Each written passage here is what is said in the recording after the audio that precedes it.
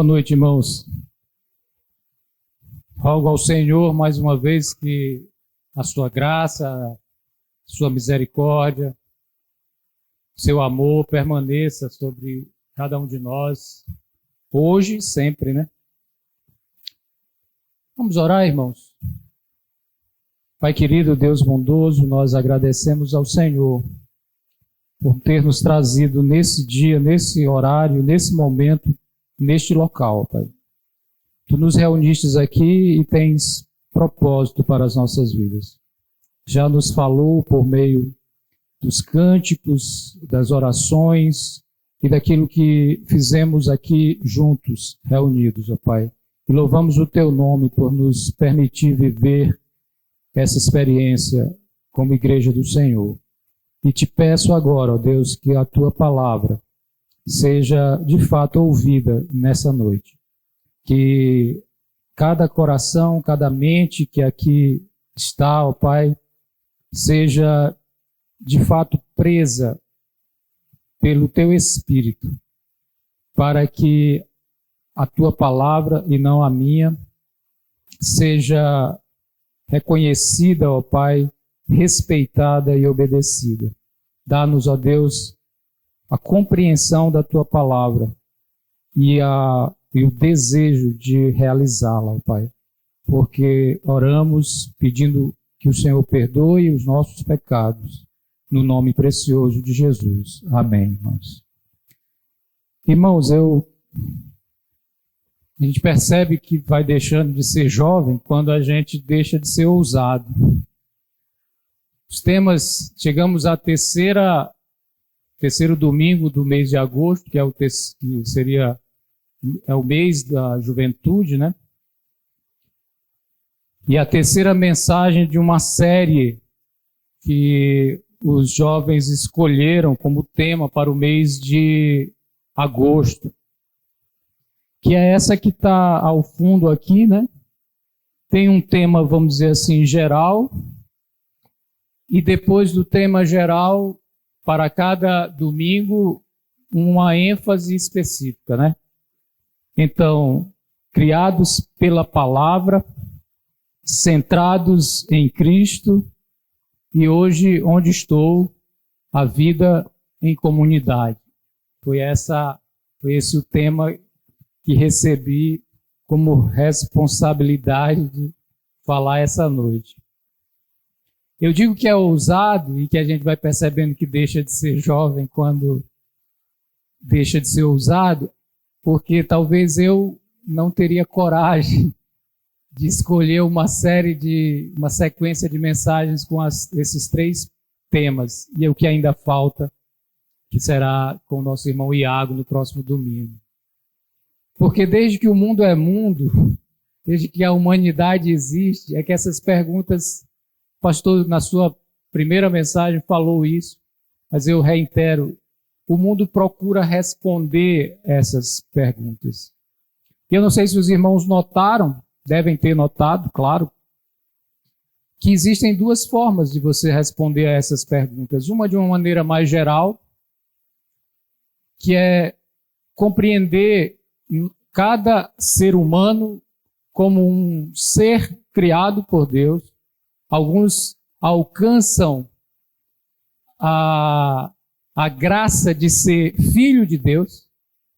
Essa seria uma ênfase mais para hoje. Mas fomos criados por Deus para um propósito, e esse propósito geral é apontar para o céu, usando a imagem que André usou na mensagem do domingo passado, é glorificar. Fomos criados para o louvor e a glória do Criador, daquele que nos fez. E fomos colocados no mundo, né?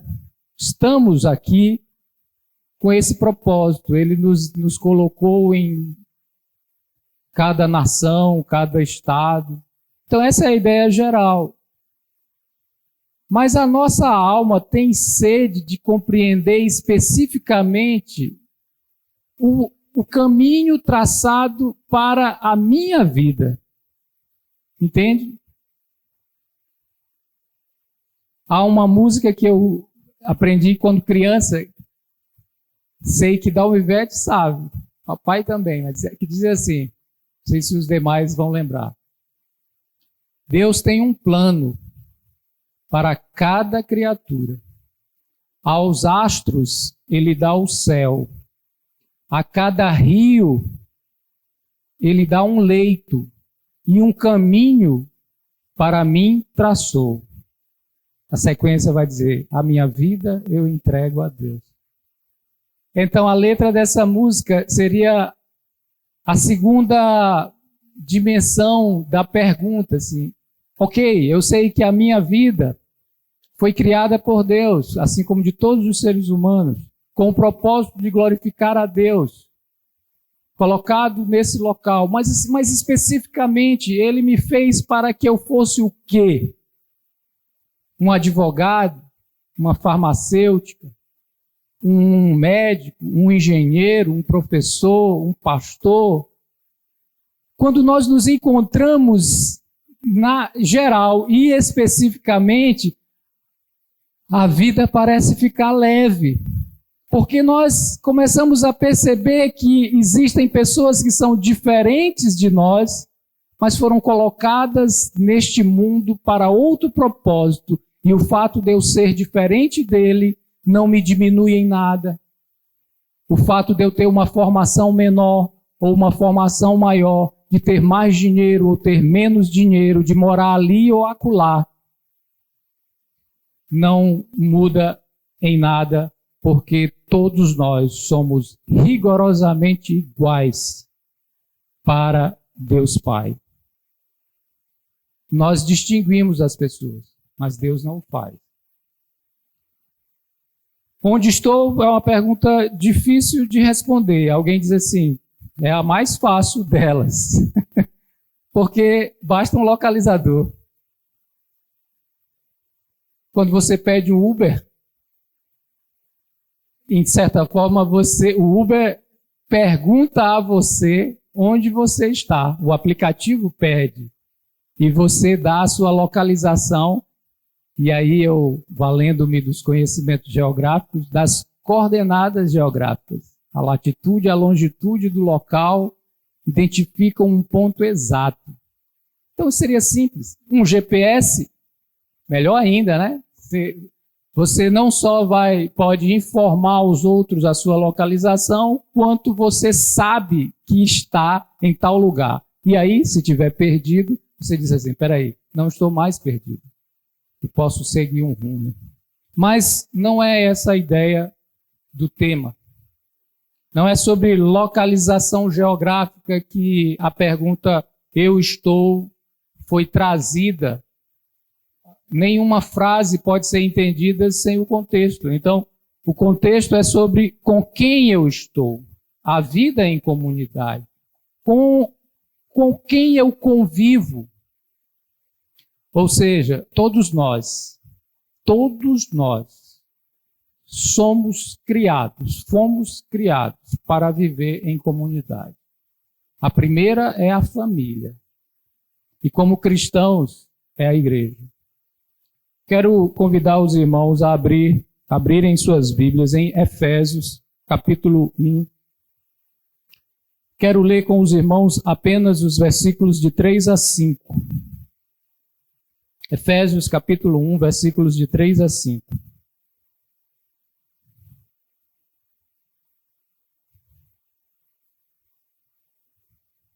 Palavras do apóstolo Paulo, né?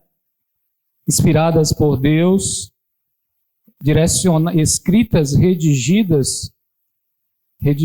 palavras redigidas e endereçadas a uma igreja que ficava em Éfeso, uma localidade ali próximo da Turquia, né? E as palavras então dizem assim: bendito seja o Deus e Pai de nosso Senhor Jesus Cristo, que nos abençoou com todas as bênçãos espirituais nas regiões celestiais em Cristo. Porque Deus nos escolheu nele antes da criação do mundo, atentem, para sermos santos e irrepreensíveis em sua presença,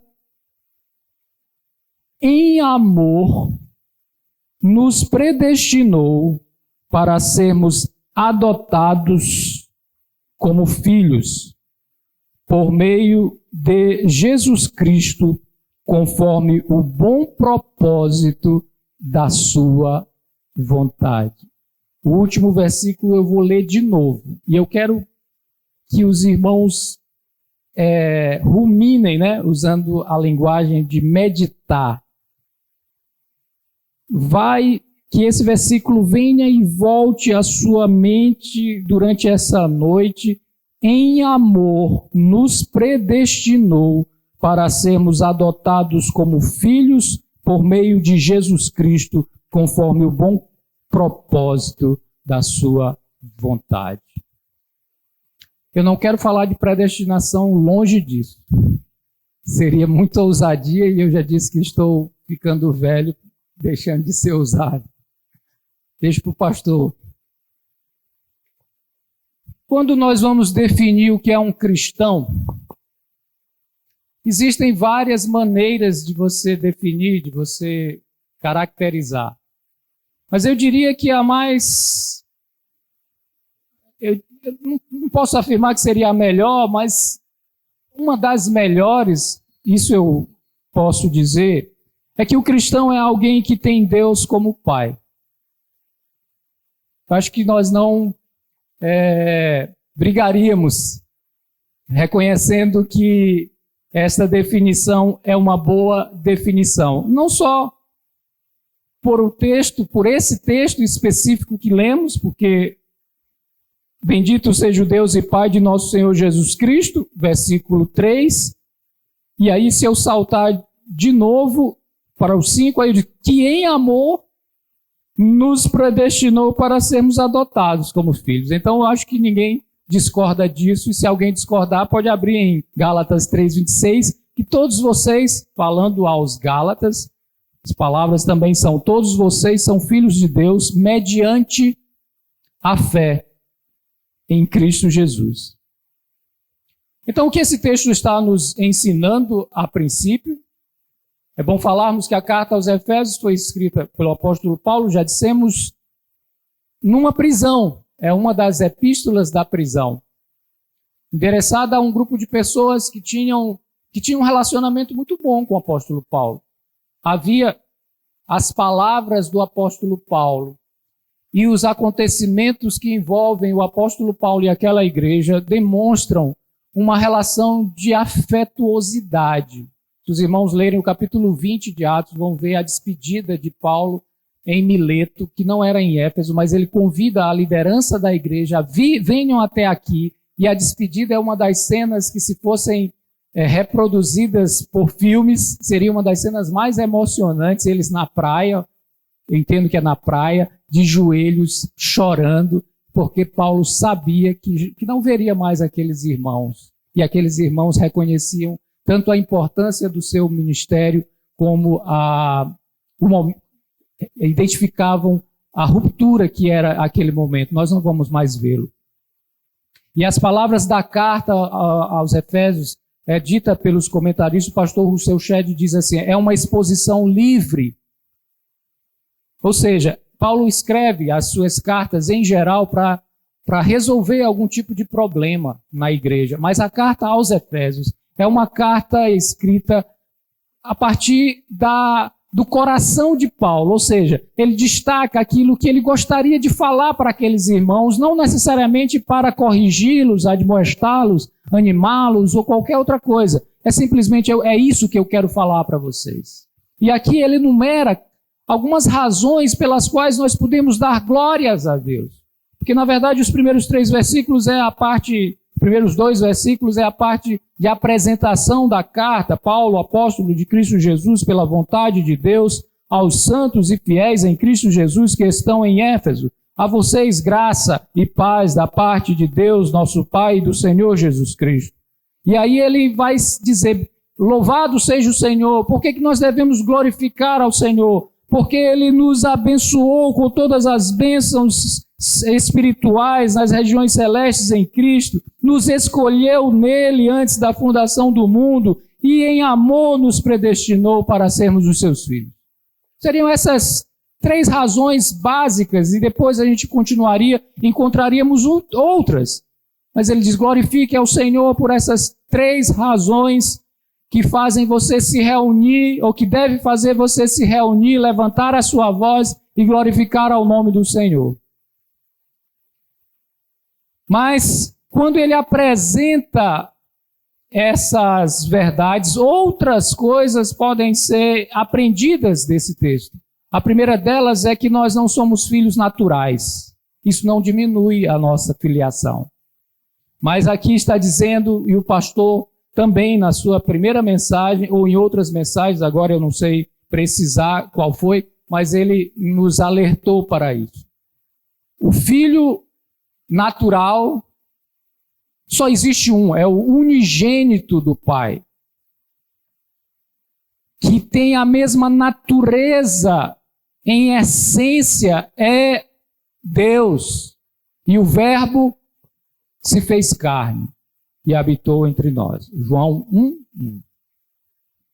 Não se trata então de um estado universal, ou seja, todas as pessoas são filhas de Deus. Nós somos adotados. E essa adoção não se obtém, ou melhor, essa filiação não se obtém por nascimento, mas por um dom que se recebe imerecidamente e que nós dizemos pela graça, em e por Jesus Cristo. Não somos filhos naturais, mas somos filhos adotivos. Talvez você olhe para essa afirmação e se sinta diminuído por ela. Mas se você for ver as condições da adoção, você vai reconhecer um amor imenso. E a vida em comunidade nos faz ver esse amor imenso. Sabe o que é tolerar? Uma pessoa como quem está pregando agora, atrapalhar a música, porque tem que passar por aqui. Sabe o que é você estar sentado ao lado de quem você sente mau cheiro, porque aquele, não é o caso aqui, nenhum de nós, mas porque alguém que está passando por um processo de desintoxicação, está abandonando o vício, mas ele passa por uma fase de abstinência e a sudorese, né, e o suor excessivo faz o odor levantar-se, você tem que se sentar ao lado dele e você diz assim, eu tenho que conviver com essa pessoa. Aí você deve pensar bem assim, quando Deus olhou para mim, Ele me viu, eu vou agora dizer, fedorento, incômodo, chato. Somos nós. E nos adotou. No livro Conhecimento de Deus, o autor diz que a maior bênção de Deus, e quando nós entendemos isso, tudo muda, é a bênção da paternidade. Então, Efésios diz que Deus é o Pai. E que antes do início de tudo, Ele reuniu a sua família. É difícil imaginar esse tipo de coisa, porque alguém diz assim, antes do início de tudo ninguém existia. Mas na presciência de Deus, na onipotência de Deus, nos seus atributos, Ele já conhecia cada um de nós. E já sabia qual caminho queríamos trilhar. Então ele reuniu a sua família e diz o texto, em amor,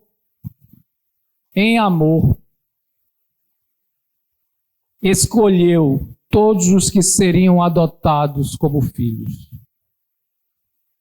Não, volto a dizer, não quero entrar nesse assunto melindroso da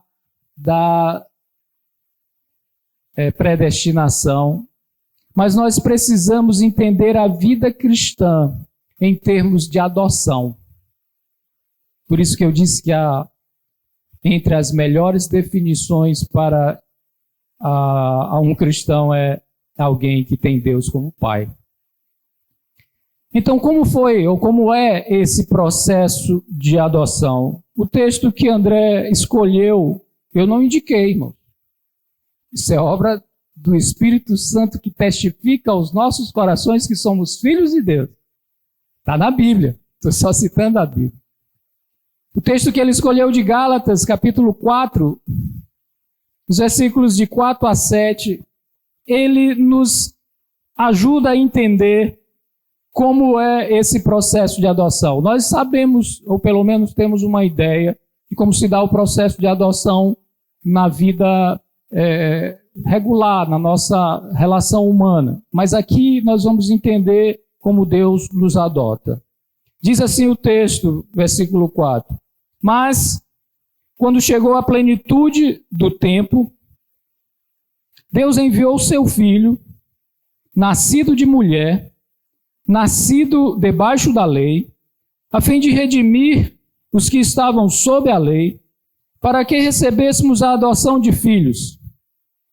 E porque todos vocês são filhos, Deus enviou o Espírito de seu Filho ao coração de vocês e ele clama, Abba, Pai, ou Paizinho.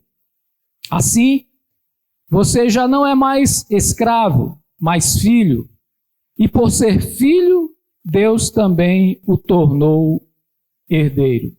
Então, como eu dizia, na experiência humana, nós vamos a um orfanato ou conhecemos alguma criança e nós, então, passamos a conviver alguns dias com aquela criança para perceber se ela, eu diria, é digna ou temos condições para sermos mais polidos com nós mesmos. Mas, na verdade, a gente está testando se ela se não vai criar muito problema para a gente. Não é verdade? Assim, temos condições ou não de criar essa criança. Condições financeiras, não falo de condições financeiras, eu falo mesmo de relacionamento. Mas Deus não fez isso. A nossa filiação, e depois, evidentemente, se a gente identifica que aquela criança pode ou não ser adotada, ou deve ou não ser adotada, providenciamos os papéis. Às vezes, adotamos a preferência, que eu percebo, que eu acho que não tenho nenhuma estatística para isso, mas eu percebo, e todos nós acho que reconhecemos isso, é que as pessoas preferem adotar crianças ainda em tenra idade. Quanto mais velho, mais difícil é adotar. A irmã Aurielia trabalha um pouco com isso, né? E sabe como é difícil. Quem se converteu aqui depois de adulto, Deus o escolheu, mesmo sabendo de tudo que você fez até agora. E se você nasceu no lar cristão, é o meu caso, Tarsis e Tarsila também, e André também, acho que Ana Paula, nós nascemos em pecado.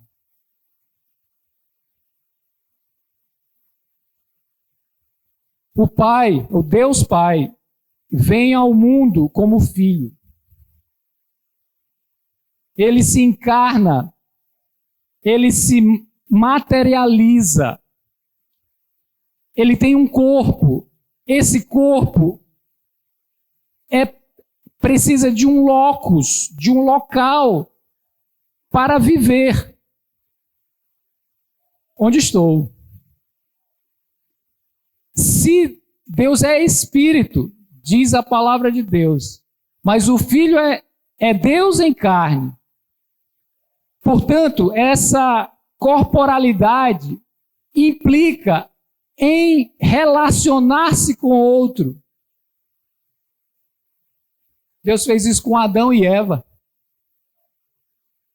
Ele não só criou dois seres para viverem reunidos fisicamente, daí a impossibilidade da igreja ser virtual, e eu afirmo pela palavra de Deus, ela precisa da convivência para ser de fato igreja. E quando a palavra de Deus nos diz onde estão 2 ou 3 reunidos em meu nome, ali eu estou. Alguém pode dizer assim, estamos reunidos no nome de Jesus no Zoom. Mas aquilo que nos torna igreja é o fato de estarmos reunidos fisicamente em um local. Mas voltemos ao que nós estávamos falando. Então Deus Pai vem ao mundo em carne. E quando Deus cria Adão e Eva, Ele traz Eva até Adão para que ela o auxilie e seja uma companheira, como diz a Bíblia, idônea, idoneidade, compatível com ele, porque os demais animais não tinham a compatibilidade do relacionamento entre duas pessoas. É plano de Deus. E não só tinha um propósito de relacionar dois seres humanos, mas de relacionar-se com os seres humanos. Porque diz o texto bíblico que Deus, quando criou o homem e a mulher e os colocou em um locus, em um local, Ele visitava regularmente aquele casal e conversava com ele. É possível até imaginar a cena de Deus colocando a mão no ombro de Adão, porque isso é antes do pecar, né? E dizendo assim, como foi teu dia, Adão? Não precisava perguntar, mas porque ele sabia o que tinha acontecido, mas ele o fazia, porque Deus tem um propósito de nos fazer compreender uns aos outros, vivermos uns com os outros. E se se pensarmos apenas um pouquinho, nenhum de nós estaria aqui se fôssemos sozinhos. Você diz assim, não, eu nasci sozinho, porque não tenho nenhum gêmeo. Você nasceu sozinho, vírgula. Se não fosse o seu pai e sua mãe fecundando, Deus usando seu pai e sua mãe para a fecundação, você não teria nascido. Então você precisa de pessoas. Você não sobreviveria se os seus pais, ou quem seja lá, quem for lhe criou, não tivesse cuidado de você. Você não estaria aqui se você não tivesse se alimentado, e você não plantou, nem colheu, nem moeu, nem coou, nenhum desses do café, dos grãos que todos nós estamos vestidos com uma roupa aqui, e ninguém plantou algodão, nem teou, nem fez tecido. Alguém trabalha para que nós possamos viver, e nós trabalhamos para que outros possamos viver. Isso é uma regra geral, e na igreja é muito mais forte isso. Vale para a igreja também. Deus Pai vem ao mundo como filho e irmão mais velho. Assim se dá o processo de adoção. Jesus, que é o filho, vejam como quem está envolvido na adoção, no propósito, no plano, no trabalho adotivo. Deus o Pai. O Filho, único que é naturalmente filho, enviado então para resgatar da escravidão e da maldição da lei. O pastor desenvolveu toda a carta de Gálatas no último mês, e o último capítulo foi esse. Então ele foi enviado para que pudéssemos nos juntar a uma família. Então o próprio Deus nos dá o dom da fé em seus filhos, porque pela graça sois salvos por meio da fé. E isto, a fé, não vem de vós, é plantada em seu coração por Deus graciosamente. Vós, você, eu, não escolhemos a Deus, mas Ele nos escolheu. Diz a palavra de Deus. Não há mérito em nós, Nós fomos, eu diria assim, nós nos rendemos ao amor de Deus. O apóstolo Paulo, em 2 Coríntios 5,14, diz assim: o amor de Cristo nos constrange. Ou seja, não fomos nós decidimos-nos para seguir a Deus, para aceitar a Cristo Jesus, não porque nós amamos a Ele, mas porque Ele nos amou. O amor dele por nós constrangeu a nossa decisão, nos levou a decidir. E esse amor é expresso na sua palavra, como Ele nos amou. Então, o Deus Pai e o Deus Filho está envolvido. Então Deus nos recebe em sua família espiritual, que é composta de irmãos e irmãs. Então nós não só recebemos um pai, como também recebemos irmãos, irmãs, mãe e pai. Aí alguém diz, mãe e pai, quando Jesus se refere aos seus seguidores, ele dirige as palavras dizendo: aqueles que ouvem a minha voz e obedecem, esses são meus irmãos, mãe, pai. Os meus parentes é a igreja. A figura mais usada para se falar da igreja é corpo de Cristo. Mas a ideia de família é absolutamente significativa para a gente. Então, depois dessa reunião na igreja, nós vemos então a dimensão comunitária da conversão. Deus, Espírito Santo, testifica, diz o texto aqui, que o Espírito de seu Filho fala, né, ao coração de vocês, e ele clama, paizinho, papai, pai, que é uma expressão que só Jesus podia usar. Entende o que ele está querendo dizer? Ele nos confere os mesmos privilégios, a mesma herança do Filho natural. Louvado seja o Senhor para todos sempre. Glorifique o nome do Senhor pelo seu amor imerecido, pela sua graça suficiente, por ter sido alcançado por essa mensagem. E o texto de Romanos 8,16 diz que o Espírito testifica ao nosso espírito que somos filhos de Deus. Os três elementos da Trindade, os três membros da Trindade, que é um só, que é o próprio Deus, trabalham juntos em comunidade. E representa isso de uma maneira misteriosa na sua igreja. Nos faz conviver. A conversão, irmão, de uma pessoa pode se dar dentro ou fora da igreja, é inegável. Eu já vi vários aqui, os irmãos, alguns contaram que se converteram lendo a Bíblia num quarto de hotel. Isso pode acontecer. Você pode estar sozinho ou acompanhado, mas sempre está na Bíblia. Mas sempre tem como resultado final fazer com que você participe, se reúna numa igreja, numa comunidade de fé. O que isso significa? O texto nos diz que recebemos então a mesma herança. Uma herança, Gálatas 4:7 diz: assim, você já não é mais escravo, mas filho. E por ser filho, Deus também o tornou herdeiro. E essa herança, irmãos, inclui tudo. Porque o filho, por ele e para ele, diz o texto de Colossenses 1, são todas as coisas. Do céu, da terra, debaixo da terra.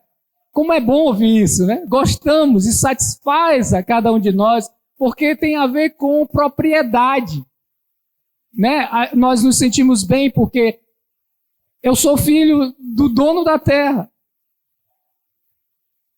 Perigoso, evidentemente, a gente ficar focado nessa ênfase material. É perigoso, sim. Mas as bênçãos reservadas para os seus filhos excede e muito aquilo que este mundo criado pode oferecer. as bênçãos celestiais em Cristo Jesus são superiores. Nós não conseguimos, irmãos, imaginar a vida no céu. Alguém acha que vai ser um marasmo. A vida no céu vai ser uma felicidade inenarrável.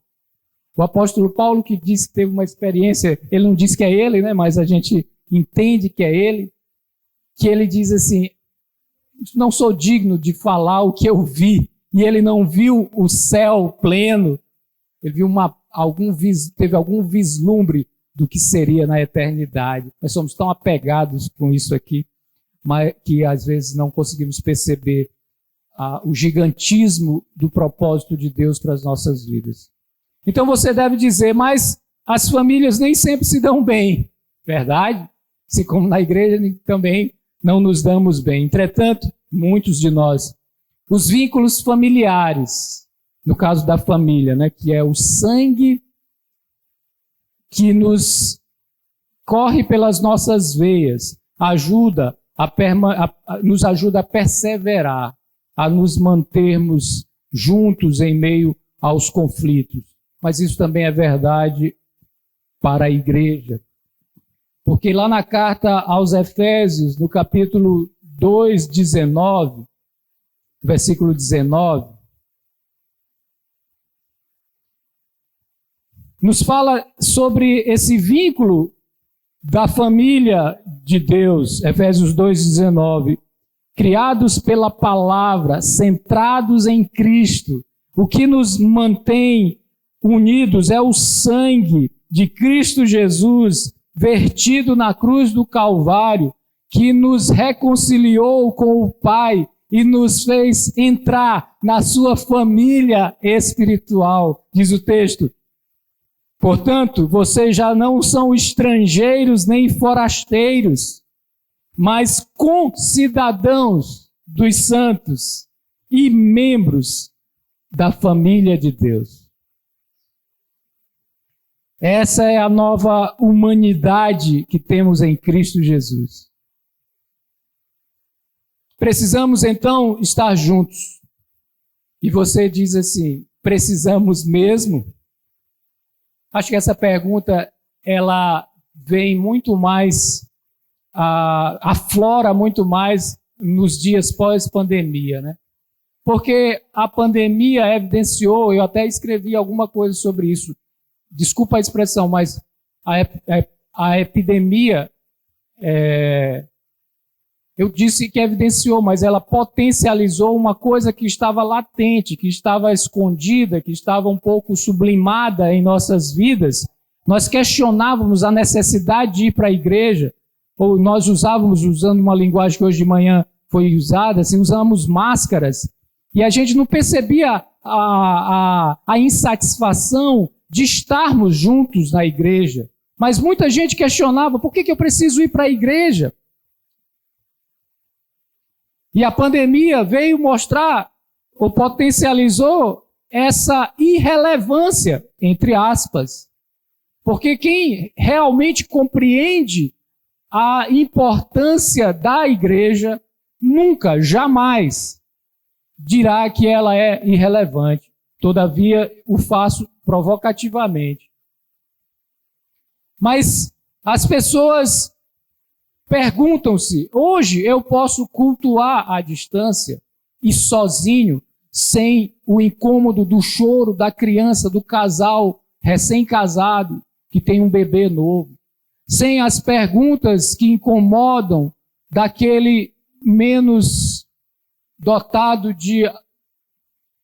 daquele raciocínio rápido que nós costumamos discriminar, e assim de várias outras formas. Mas a palavra de Deus afirma que nós precisamos estar juntos. Hoje de manhã, de uma maneira muito sábia, o Espírito Santo de Deus usou o nosso irmão Eduardo, usando também o livro que nós estamos estudando, para nos mostrar a força que tem um grupo de pessoas, qualquer grupo de pessoas. Quando elas estão reunidas, elas deixam de ser uma força qualquer e passa a ser um movimento, uma ação.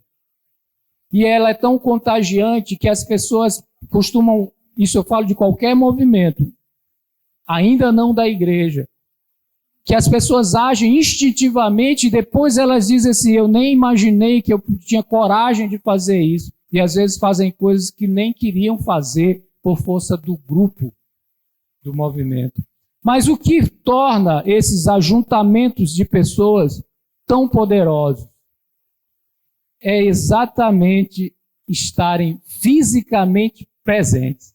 Porque se eles estiverem reunidos online, você não sente, você não vê, você não se envolve. É diferente, por exemplo, de você assistir pela TV um grupo de pessoas que até você se identifica protestando. E outra coisa é você estar fisicamente naquele movimento. É diferente e a psicologia explica isso. Mas eu não quero falar de psicologia mesmo porque eu não tenho competência para isso, nem formação e muito menos competência para isso. Mas Deus sempre quis, e isso eu posso afirmar pela sua palavra, que o seu povo estivesse fisicamente reunido com ele e fisicamente reunido com os demais. Citamos o caso de Adão e Eva, depois você confirma em sua Bíblia em Gênesis 3:8. Lá no livro de Deuteronômio, no capítulo, no livro de Gênesis 12, 4-6, o povo de Israel também é instado a se reunir regularmente. E com a igreja, se lermos o texto de João, capítulo 1, versículo 1, 2 e 14, João 1, versículo 1, 2 e 14, nos mostra o propósito de Deus, ou o plano de Deus, de estar fisicamente com o seu povo, com a sua igreja. E o verbo, no princípio, era aquele que é a palavra, versículo 1 do Evangelho de João. Ele estava com Deus e era Deus. Ele estava com Deus no princípio, versículo 14. Aquele que é a palavra tornou-se carne e viveu entre nós. Vimos a sua glória, glória como do unigênito vindo do Pai, cheio de graça e de verdade. Por que o próprio Deus se torna carne, irmãos? Porque é carne que convive com carne. Ele podia se relacionar conosco. Eu vou usar uma linguagem com permissão online, espiritualmente, à distância, remotamente, mas o seu filho encarna fisicamente. Está no projeto de Deus, está nos planos de Deus. É para ser assim, deve ser assim. Então você pode até contrapor. A igreja é uma família, não um lugar. Mas a frase certa seria que a igreja é uma família reunida em um lugar. Assim como um time de futebol, usando agora outra comparação, não deixa de ser time quando não está reunido para jogar, mas ele só joga quando está reunido. A igreja só funciona quando está reunida, irmão. Essa é a verdade. E juntos somos fortes. A obra do Senhor é feita a 4 mãos, ou a N mãos. E é preciso estar junto, fisicamente, dizendo numa linguagem do casamento, comendo sal juntos, dentro da igreja. Tolerando, aceitando, apoiando, ajudando, mutuamente, um ao outro. E a Bíblia vai ter um monte de versículos falando sobre esses princípios de mutualidade. Então, Hebreus capítulo 10, 24 a 25, faz essa confirmação, ou nos confirma que a igreja é uma família reunida em um lugar. Hebreus capítulo 10, percebam que eu estou dando um certo trabalho para os irmãos, porque eu estou passeando por vários textos, e isso talvez gere incômodo aos irmãos. Tolerem a mim, assim como tolerem. Pastor, não é difícil tolerar, porque ele tem uma didática muito mais fácil, né? Aprendamos a conviver uns com os outros. Hebreus 10, 24 a 27, diz assim: e consideremos uns aos outros para nos incentivarmos no amor e as boas obras. Não deixemos de reunir-nos como igreja, segundo o costume de alguns, mas procuremos encorajar-nos uns aos outros, ainda mais quando vocês veem que se aproxima o dia. Se continuarmos a pecar deliberadamente, depois que recebemos o conhecimento da verdade, inclusive deixando de se reunir, já não resta sacrifício pelos pecados, mas tão somente uma terrível expectativa de juízo e de fogo interno que consumirá os inimigos de Deus. Irmãos, não nos reunir é desobedecer a Deus.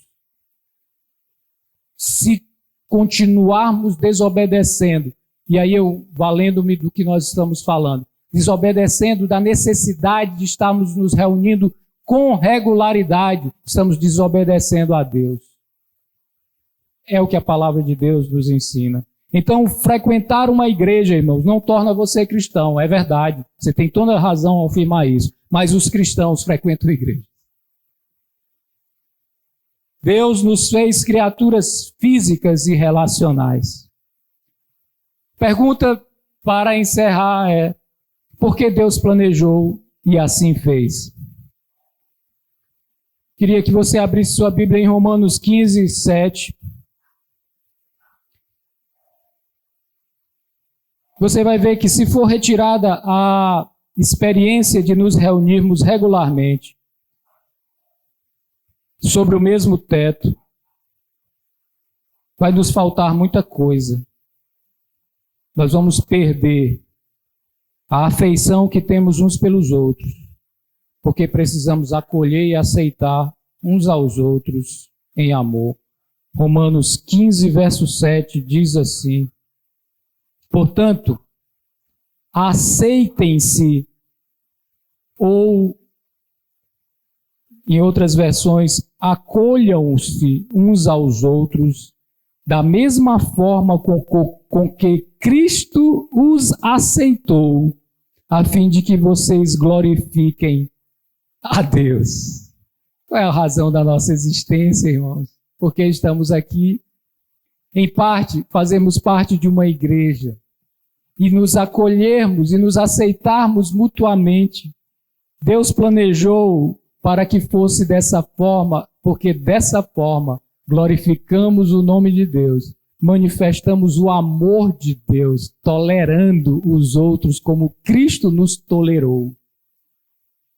Deus não nos escolheu, irmãos, porque nós somos bonzinhos, porque somos inteligentes, porque somos ricos, porque somos bonitos, porque somos brasileiros. Nada disso. Deus nos escolheu por graça. Então eu reitero, aturar o choro. Por que Deus planejou e fez assim? Porque necessitamos aturar o choro do bebê, do casal jovem ao lado. Necessitamos bater papo com pessoas com posições políticas diferentes da nossa, que às vezes são irreconciliáveis. Mas lembre que entre os seguidores de Jesus tinha um do partido dos Zelotes, que era nacionalista, e um cobrador de imposto, que era tido como um traidor da pátria. Imagina a convivência de Mateus e de Judas o Zelote. Meu pai, era agradável, porque essas diferenças não os tirava do foco, da centralidade da palavra de Deus. Nós precisamos aceitar ou conviver e não bocejar quando a mensagem é longa demais ou chata demais. Precisamos aturar aquele que atrapalha e que se ele fosse embora, deixaria todos mais à vontade. Precisamos nos sentar ao lado de alguém que usa um perfume muito forte e nos incomoda, derrama na roupa, ou aquele que está cheirando mal, aquele que bate palma fora do ritmo. Todas essas coisas acontecem com a gente, irmãos. Estou falando grego? Não, é prático. Por quê, meus irmãos? A igreja é plano e propósito de Deus. Igreja é mais do que parece ser. É mais do que o que ela parece ser. Ela é o corpo de Cristo, ela é a família de Deus. E não é fácil descrevê-la. Mas Deus nos coloca nessa comunidade para nos lembrar constantemente, regularmente, que por meio dessas pessoas que você não gosta muito, Deus demonstra o seu amor por você. Deus nos amou sem que merecêssemos. Amemos sem que ninguém mereça. Que Deus em Cristo Jesus nos abençoe.